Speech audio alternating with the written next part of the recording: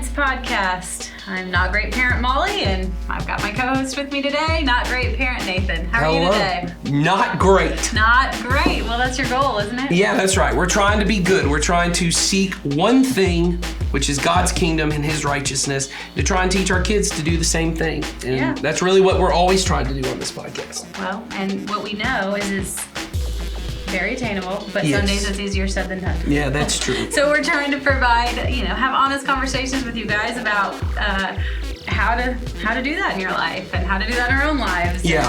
And, we try to have a little bit of fun along the way while we're talking about it. So today we've got a mini episode for you. Yes. And these episodes we do directly from questions that you've sent in to us. So in the show notes below, there is a form where you can submit questions, and we want you to submit questions. We love hearing what's going on with you guys, and we've so far been able to take all the questions and do these mini episodes. So, like I said, feel free to submit them. So absolutely, we have a good one for you today. Yeah. Nathan's going to read it, and then we're going to dive right in. All right. So this question comes from Anonymous. Once again, Anonymous sends a lot of questions. Yeah, you can send us your name in if you'd like to.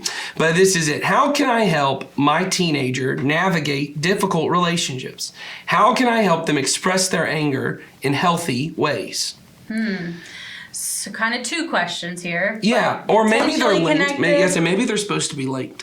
I don't know. We don't know. So one thing about the questions, if you guys do submit them, yes. More specific, the more specific, the better for us. Yeah, if you want us to really dive into the specific question you have. So a lot of the questions we're getting are situational, very like, this is going on in my life, and how which I love. We love that. Yes, I do too. I love that. How do I handle this specific? How do I handle the Pacific Ocean? Jeez, this specific. Just so big.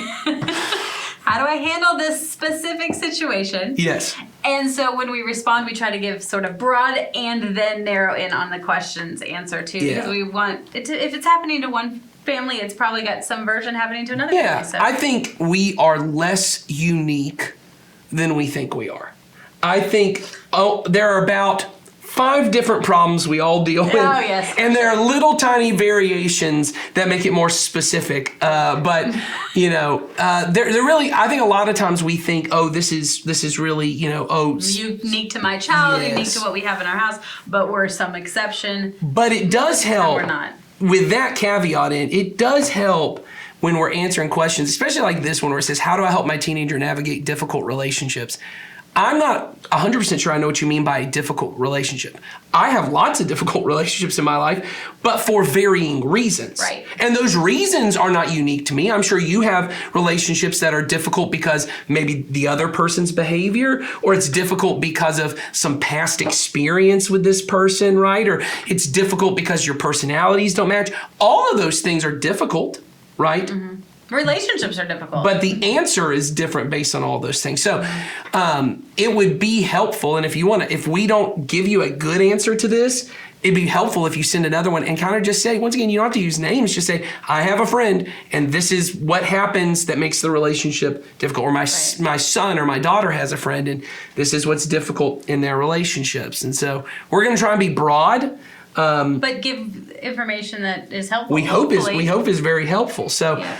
So let's attack the first part first, which is the difficult relationships. Yeah. So we all have difficult relationships, and some of us have not difficult relationships, but they go through periods of time that might be difficult. Seasons. Or you might be going through moments that are difficult. As a parent, our relationships with our children are often difficult. Oh, 100%. So difficult relationships is something that hits on everybody. And I do think they're going to deal with it their entire life. So it is important. I love that you're asking how to help them navigate, not how do I help them remove them? How do I help them eliminate Yes, no. We're difficult not trying to relationships? eliminate. We're trying to work through. And we're trying to appropriately respond to relationships the way that God would want us to. And so I think that's a great place to start is you're almost asking the question we ask all the time is how do I prepare them? They're going to have difficult relationships.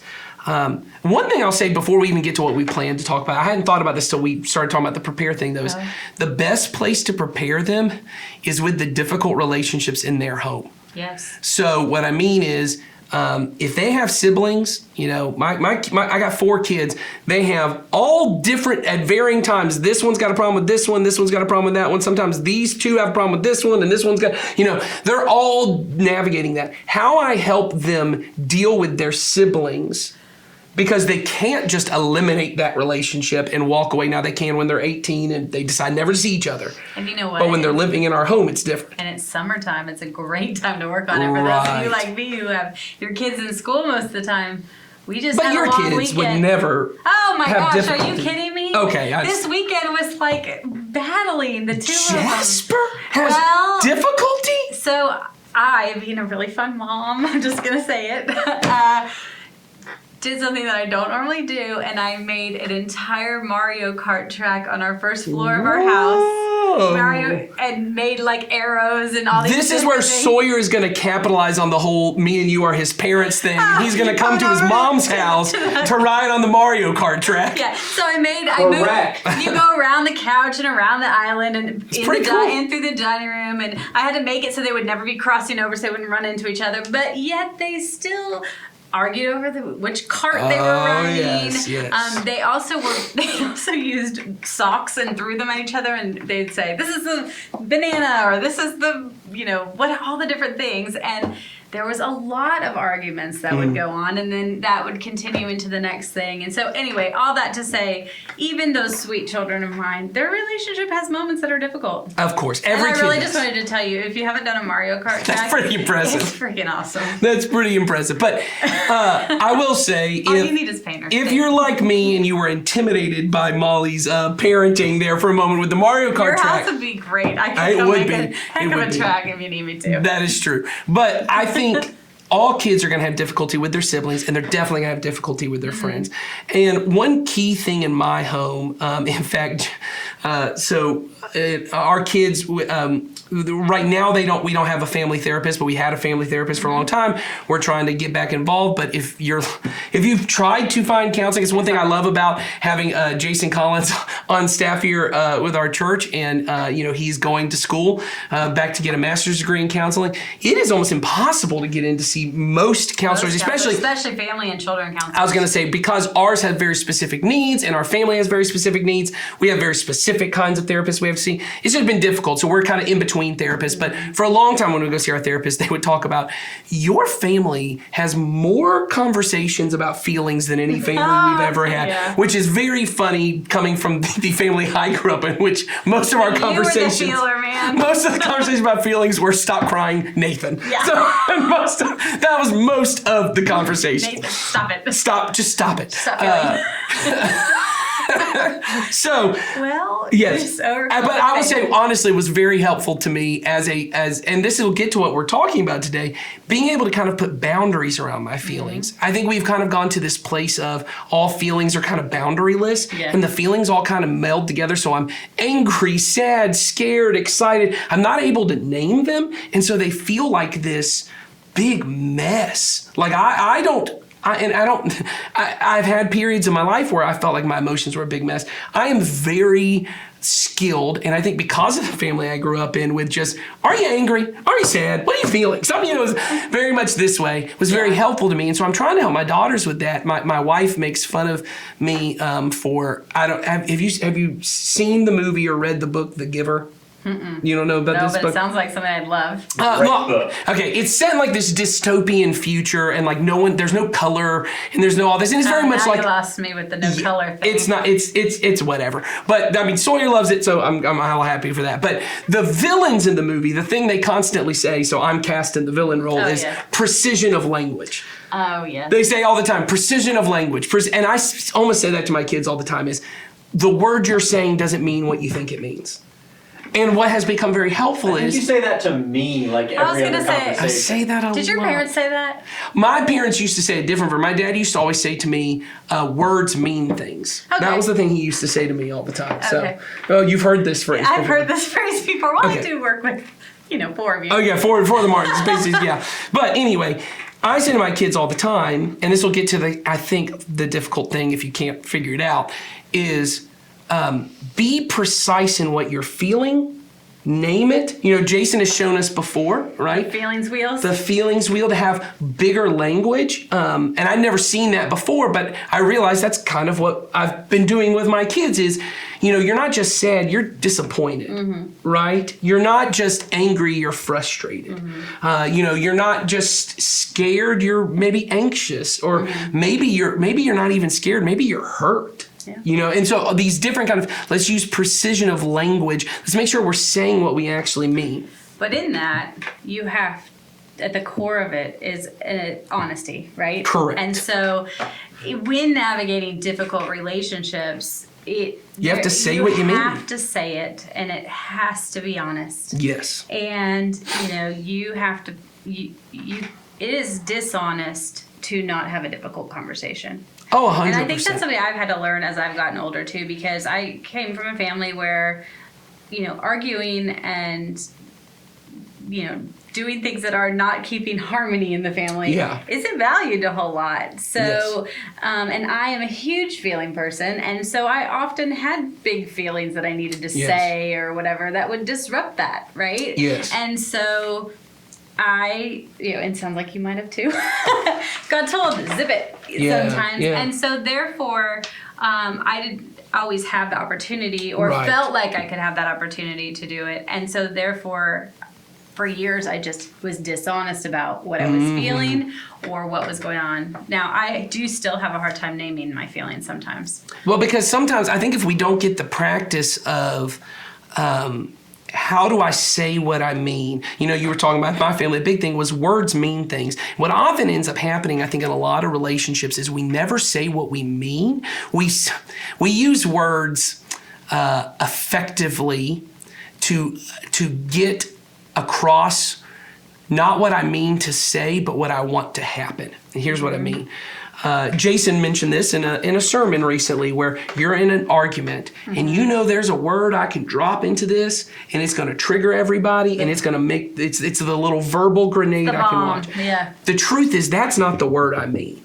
Right. That isn't what I mean to say. That's the word you're saying to get a reaction. I'm trying to make an effect happen. So our kids learn this pretty early, right? I have one kid who is a charmer, right? And she likes to come into me all the time and be like, this is often the one we have. She wants something from me. She goes, oh, great daddy, who is the best daddy that has ever lived on the whole planet and loves to give us good things. Well, you know, at first you kind of like it because you're like, well, this is great. And then eventually you realize those aren't what you mean to say. What you want to ask me is, can I have a popsicle? Yes. But what you want to do is make me think that it was my idea, right? Or that it was this other thing. You're manipulating me. You're not using your words to say what you mean. Such a great dad, you'd give me a popsicle. Exactly. And what I'm saying in opposite is, and if you choose not to give me a popsicle, you're a terrible dad. You're not a good dad. You're not a good dad. And you've triggered me and made me upset. Yes, and then I have another daughter who likes to wait until I don't do what they like and then lay all these, oh, you don't care about me, and oh, this, blah, blah, blah, blah, blah, blah, and throw all those things out. Of course, I would have never done any of these things. Never. Right. You never did. In my life, right? I'm like sitting here thinking, oh, I've said all these things. Oh, of course, I have too, right? Like these, and you see it more clearly in a child because they don't have as much skill in their guile. They are not as skillful at doing this, but those aren't the words they mean to say. Even when they say, you're a terrible dad, they don't mean I'm a terrible dad. Right. Or they don't mean I hate you. Because I say, my kids hate this. They know, they all the time, you know, especially a couple years ago, there was a lot of, I don't do what they want, or they have a consequence, and I hate you, you're the worst parent. And so I would make them come down and say, okay, well, hold on a second. Let's have a conversation around this. I hate you means that I want bad things for you, and if you died, I would not care. That's ultimately what I hate you means. It's really the opposite of love. Love would be to say, right, I will your good. Right, hate is to will your bad, right? I said, so is what you're saying is that you hope a bad thing happens to me. Well, the truth is they don't. They know that. Even in the moment, that's not what they mean. What they mean is, I want to say something in this moment that will hurt you, which is a version of hate. I want to make that clear. That is a version of hate. They are not, though. The statement, I hate you, is intended to come across as this statement of fact. And they want to zing you and sting you with that. And so I just said to my girls, what you need to say is, I'm really mad at you and I wish I could do something to hurt you. And then I make them say it. Right. And when they actually have to say what they think, right, in that moment, it does undercut it a little because their rational brain kicks back in, right? Because before that, they're in this amygdala part, fight or flight part of their brain because they're just, I need to do something to fight back. And when they do, it undercuts a lot of the anger, right? And so a lot of the things in our home has really become about, let's have honest conversations. So Molly, what are some difficult relationships you think maybe for teenagers that they end up in that if they could just be more honest in the conversation?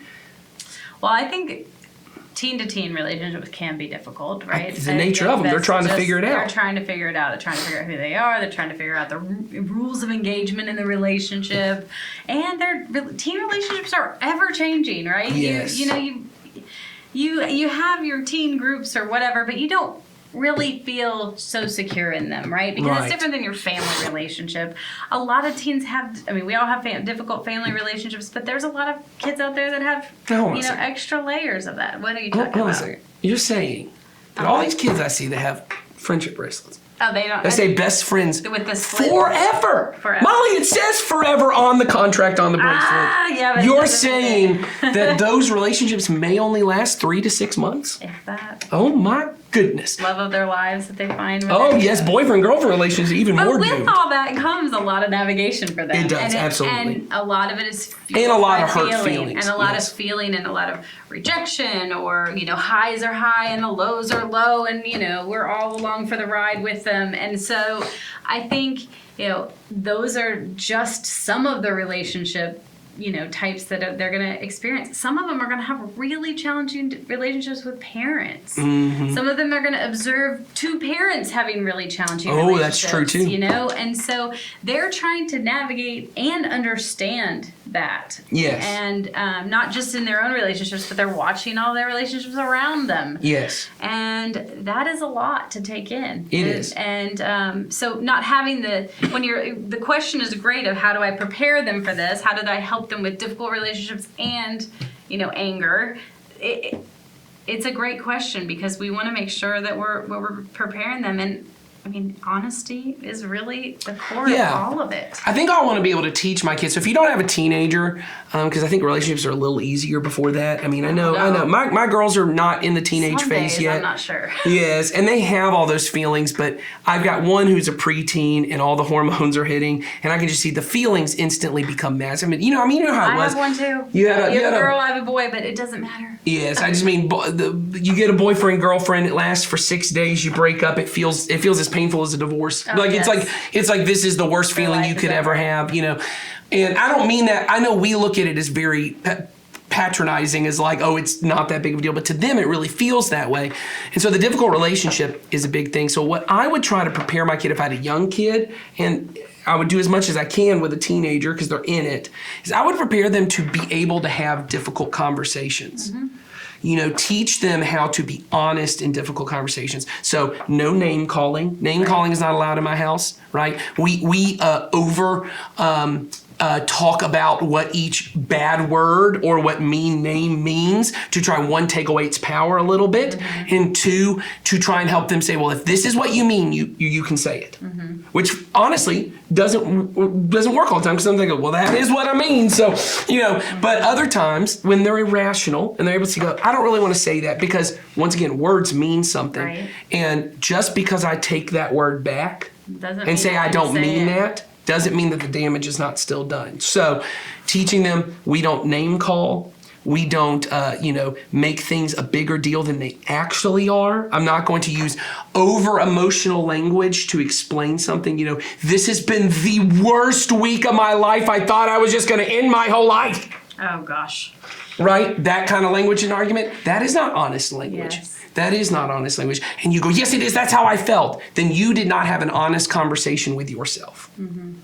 Right? So the first one is use language that is honest. Teach them to have those. Teach them to be vulnerable. I had one of my daughters, I heard them in an argument with one of the other ones, and they said to their sister, if I was allowed to say this bad word, that is what I would call you. If I was allowed to do it, but I'm not going to do it because I don't want to say that. But that is how mad I am right now. And what I said is, that's a pretty honest statement. Yeah. Is I don't actually want to call you this bad thing because that's not how I genuinely think of you. But in this moment, this feeling makes me want to. And I know it's important for me to express that feeling, not this personal attack. Right. And I thought, man, that's pretty mature. I don't think I could say that to my wife. That I couldn't name call or lob that verbal grenade, that I'd be able to just say, look, when this didn't happen or this did happen, it hurt my feelings. Right. And right now, I wish I could make a passive aggressive comment at you, but I'm not willing to do that. I just need you to know that hurt my feelings. Yeah. How much different would our relationships be if we could have that honest of a conversation? So, I think modeling is a good time to talk about modeling too, because I know we bring the same things back around for you guys all the time, but this is another one where, you are going to also have anger and difficult relationship with your children. So how you express it toward them is super important. So, you can't just say, if you're angry or you're having feelings, you can't blow up, tell them they're always the worst child ever, and then move on. You also need to say, I am angry, this is why, and then teach them through how you handle it to move on, move forward, knowing that the number one thing is the relationship. So I would teach them to have honest, difficult conversations, like you said, through modeling. They need to see you and your spouse have those kind of conversations. Trying to hide conflict in your marriage is never a good idea. I mean, not inappropriate ones. Right. I would not be having a conversation about your intimate sexual life in front of your children in some kind of, honest. That's traumatizing. Yeah, that's not helpful. But having an honest conflict of, I don't like the way you said that to me. Right. They need to be able to see, adults do have conflict. Here's how they navigate those difficult relationships. And talking about it. I mean, my child has often said, are you guys really mad at each other or whatever? And I'll say, I am mad at him right now, but this is how we're going to work through it. Yes. And then coming back and saying, we talked about it, or whatever the case may be. Yeah. If they're going to see the fight, they need to be able to see the resolution. 100%. Yes. So that's something that my child worries about sometimes, if we've had any kind of tension or he sees that we're disagreed about something. I try to do the same thing when I'm talking to him, right? Yeah, that's right. And when I'm talking to Henry, I'll say, last night was a great example.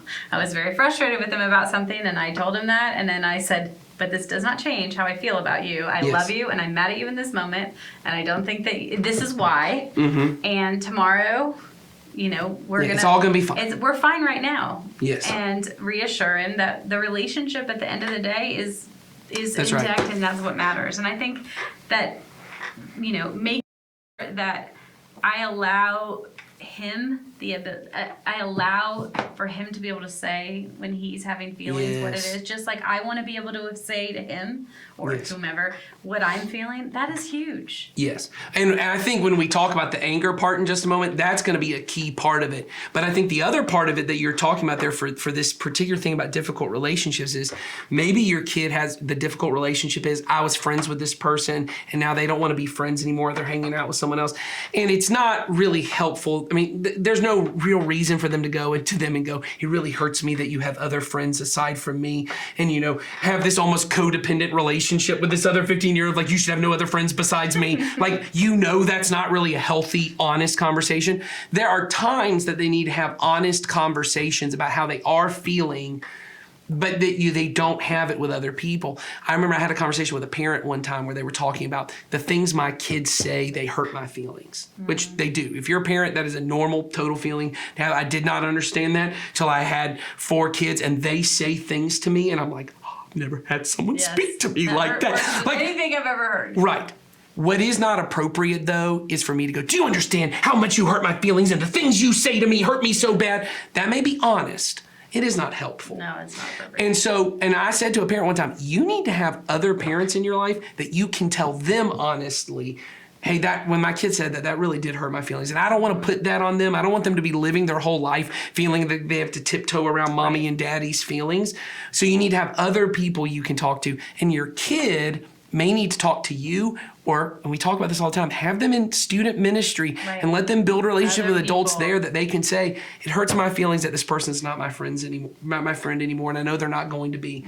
There needs to be a way for them to express that hurt, to get it out without it being some kind of dishonest, stuff it down, no, I don't care, it didn't hurt me at all, or some kind of they're toxic and I can't stand them and I'm going to cut them out and blah, blah, blah. None of that is honest or helpful. We all need a place where we can honestly express things. And sometimes they need to be expressed to the other person in the relationship. And sometimes they just may need to be expressed to God and to someone else we can kind of confess it to of, hey, I know this is not a healthy thing for me to be thinking, but it is honestly what I think. Or sometimes saying what you honestly think out loud Yes. with somebody sitting there will make what you said.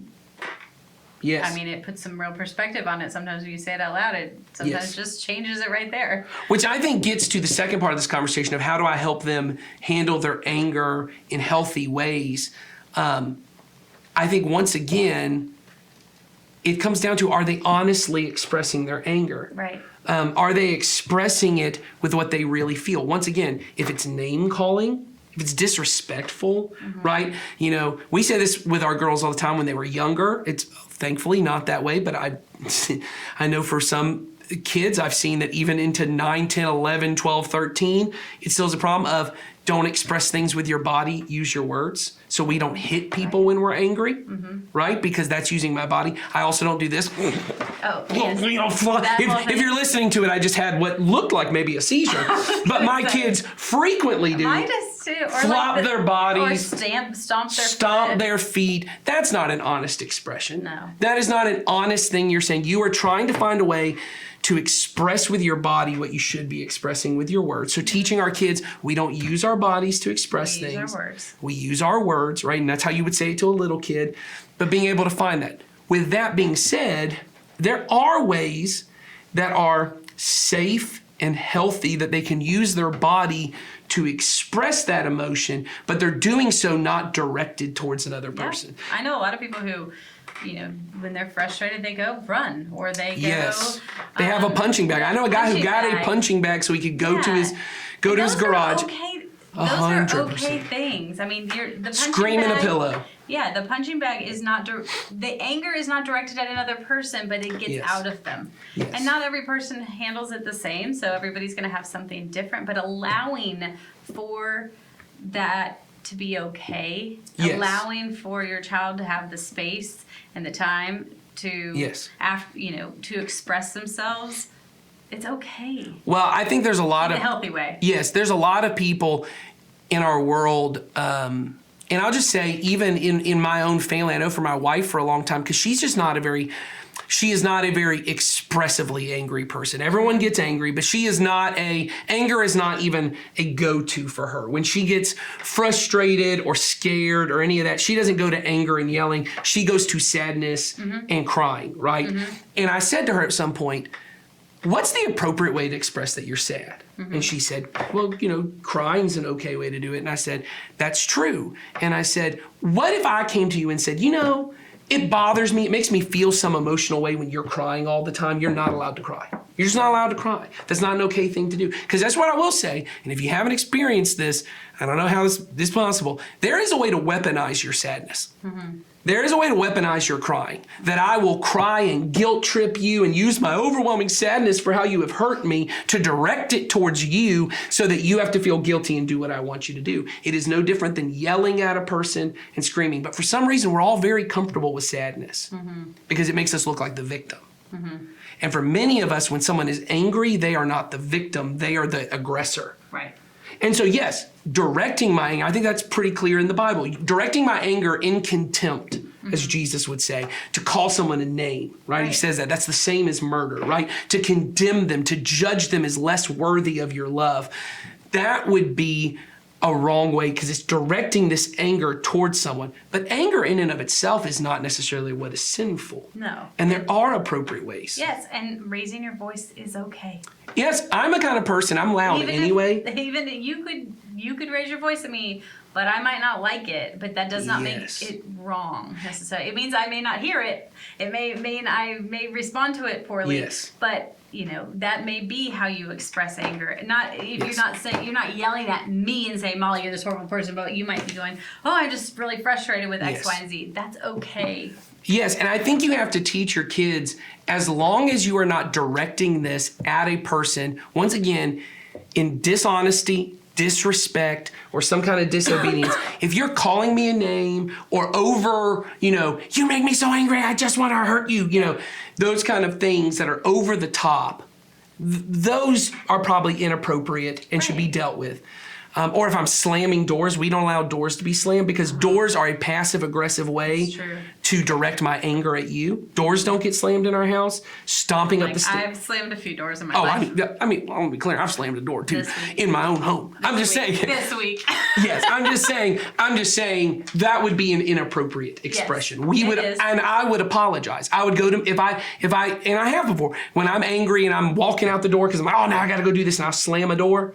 I come back in and I say, hey, I'm sorry. That was not an appropriate way Right. to express my anger. I was angry, but that was not an appropriate way to do that. If I'm yelling at you with the intention of intimidating you, right? Because I'm a big dude.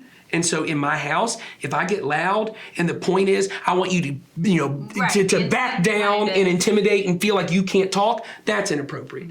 If I'm loud because I'm upset in the You're motion, passionate about something you're talking about. yes, because the same thing. I have 5 women in my house. It would be totally inappropriate for me to go, hey, if we're upset in a conversation, if you start crying, I'm leaving. I'm not going to deal with you crying. I'm not putting up with it. Yeah, that's not appropriate. That's different. Now, if I have said to them before, we're not going to have this conversation because you are clearly trying to guilt trip everyone in the conversation right now.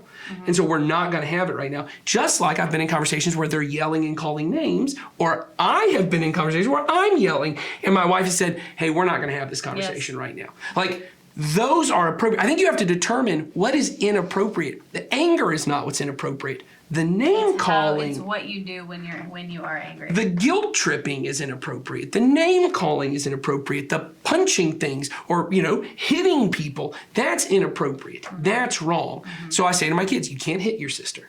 You can't call her a name. But I've had one of my girls who's really uncomfortable with anger, one day she got so mad. She felt like something was unfair. And she's yelling at me, but she's little, so she doesn't intimidate me. But she's yelling at me of, this is so unfair. And she's telling me all the reasons she thinks it's unfair. And she's going on of, I feel like you're being mean to me. Right? She's using I feel. She's saying all the things. Yes, she's saying I feel. She isn't saying you're a mean daddy she's not accusing me. She's just saying all of her stuff, but she's doing it loudly. And she's doing this. And at the end of it, I said, okay, I hear all that. And I told her why I thought this was fair. And, we kind of had the whole thing and no one was that. And then at the end, she starts crying. I said, why are you crying? She goes, I was so mean to you. And I said, you were not mean to me. mean. She goes, but I'm yelling at you. I should have a consequence. And I said, you weren't yelling at me. You were upset. And you were yelling, but everything you said was true. Nothing you said was disrespectful. You just told me you thought I was treating you in an unfair way. And that's an appropriate way to speak to me. It is appropriate because, dear Lord, for me to teach my children, especially because 2 of my children are black young women, to teach them if you feel like someone is treating you unfairly, shut your mouth and just put up with it. That is not how I want to send these children into this world. No. To teach them it's okay to be angry when you feel like you're being treated unfair, and as long as you do it in a respectful way In an honest way. in an honest way, that's what you should do. And even if you get a little loud and you cry when you're doing it, and maybe you're screaming when you do it, that's okay because you're trying. You're speaking. You're not being disrespectful. Now, obviously, there are places because you start name calling me or you're trying to intimidate me Right. with your volume or your presence. Now we have a different issue. It changes. But anger is a normal response Yes. to things. It's just we've got to be the parents that teach them. We've got to teach them how to handle all emotions, but anger is one of them, and we've got to model it for them, and we've got to provide a place where they can work through it in a healthy way. And I think, I want to say this, if you have a teenage boy, this is stereotyping, so whatever, Go for it. come at me, bro. But if you have a teenage boy, you have to teach them this. You have to provide a space that it's okay for them to be angry. You have to allow them to say things that might be a little edgy, that might be a little farther. I'm not saying you don't ever correct anything they say, Our world right now, there are groups of people in our world that are weaponizing teenage boy anger into I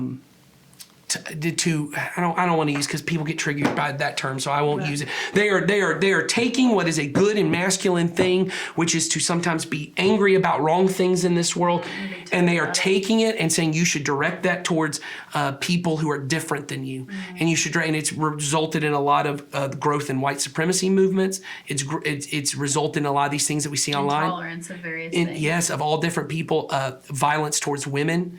All of these different things have increased because what happens is there are all kinds of studies around this, and so whatever. But there are these teenage boys that, because they are just pushing the boundaries like teenage boys do, and they're saying things that are a little too far, and they're maybe being a little more angry, and because there's a group of us adults who go, that's uncomfortable, don't say that, don't talk like that, don't do this, and contain your anger and do this, we are pushing them towards people who say, you should be angry, and you should use that, and you should weaponize it, and you should go out and you should attack somebody, and you should do this, and you shouldn't take no for an answer, and then you should have all of these things that come out. For our teenage boys, we need to be able to teach them really. I'm very thankful for parents, both my dad and my mom, who said, it's okay that you're angry. Yes. It makes sense that you're angry. But let's find out ways to be respectful when we have it, to challenge authority in respectful ways. My mom always said to me, you can say anything to me as long as you say it respectfully.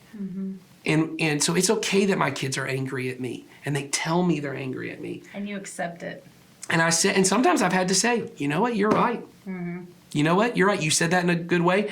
I didn't realize I was treating you unfair. Or you're right, I overreacted to that situation. And it makes sense that you're angry. And when they see that, what they now realize is, hey, when I'm angry, if I just speak up, people listen. But when you shut people down, what you don't want is them to bottle all that up and then explode. No. And so you have to teach them how to do it. And so one thing we do with our young kids, if you got young kids, is we tell them any way that you express your anger in your room, right? Because if no one else is in the room and you're not directing it to anyone, it's okay with us. If you go to your room and you're in there and you scream in a pillow, or you make a mess of your room, you start knocking things off, blah, blah, blah, okay. Because here's what I know. At the end of it, I'm going to go, now you got to clean it up.